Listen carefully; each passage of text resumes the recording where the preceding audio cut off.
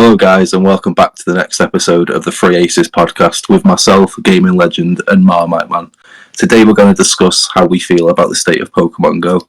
So, without further ado, Yeah, so I think the state of Pokemon Go right now at the moment, I guess it depends when you started playing the game, because I started in 2016, so filling out the Kanto Pokedex was a lot easier for me. But for example, if somebody was playing the game like a year ago, it's going to be a lot harder to get the Kanto Dex filled out. So, yeah, it really depends when you start playing the game. Yeah. So there's a lot of Pokemon that I don't need, but then somebody else might really need. So I guess it really depends how much you play the game and how long you've been playing the game. Yeah. So guys, what do you think? As well as the raid content as well, because for the past month or so, for me, like even someone that started in 2022, the raid content is basically dead. It's essentially just using the daily free passes to try and get items such as rare XLs and whatnot. But there's been a few decent wild spawns, like the Flock Together research event was kind of cool. There was some okay wild spawns to try and get XLs for. But other than that, there's not really been anything too interesting outside of PvP, which I enjoy for the past month or so now.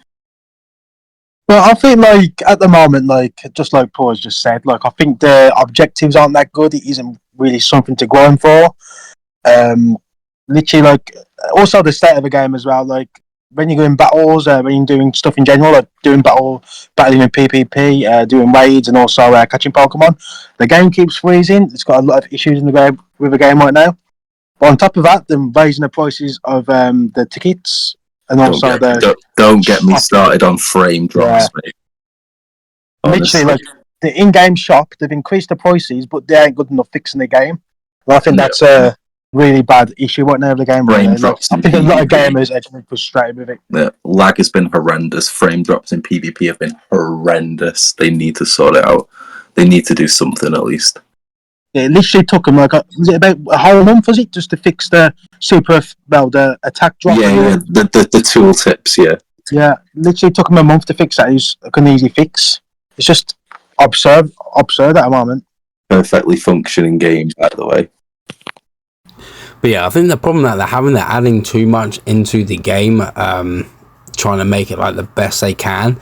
But instead of actually fixing the problems that are persistent in the game. So 100%. They've had issues that have been arise like for like 2 weeks now or a month or whatever, or even bugs that have been in the game for like the past year. Yeah. It is like as well, look at this shiny new thing rather than don't keep looking at that thing we still haven't fixed. Hey, look at this new shiny thing. Yeah, the raids have been quite trash as well. Like just like Paul said earlier, like there's been nothing. There's nothing what's come up in like the past 2 months that has caught my attention. No. The last thing that caught my attention was when Origin, Dialga, and Palkia were there, and that's the last thing I was interested in really. Like Tapu Fini coming out with a new move is kind of cool, but to someone like me that can just elite charge TM my already built Tapu, it's of no use. And I know there's a lot of people that are in that boat as well, so I guess for some other people it's cool, and obviously trying to get the shinies if they still don't have them, there's reasons to do it, but outside of that, the content's pretty much dead for raids at the minute. Oh, they did add some cool stuff like for the Origin Dialga and Palkia with Spatial Rend and is it Time Warp, I think it is. Roar of Time. They're cool aspects of the game if you have the candies for it, because I'd much rather put my candies into double moving a legendary or powering up a legendary rather than the features. I mean, it's cool and everything, but how many people would actually use them on a daily basis? Yeah. It depends how good the effect is, because from what I know, the effects aren't too brilliant. It's like Dialga and Palkia. I've not used the Dialga ability once, whereas I've used Spatial Rend so many times. Just from farming, shiny checking, stuff like that. It's such a good ability. So I'll actually invest the dust and spare candies I'll get into it. But the Dialga ability is really good too. I just don't want to dump the dust into it. Because if it's someone who hasn't got enough rare candies, or if we can't grind to get in the daily, like, you know. Oh yeah, 100%. If it's someone that doesn't go hard on the game, at least it's hard for them to kind of use the abilities as often as they'd like to. And they'd want to use that candy to actually pair it up if I'm a new player, so I can have a stronger Pokemon rather than use the effect itself.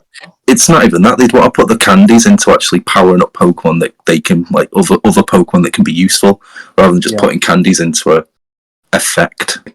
One good thing is that we're getting extra XP and Stardust from the first encounter and spin of the day.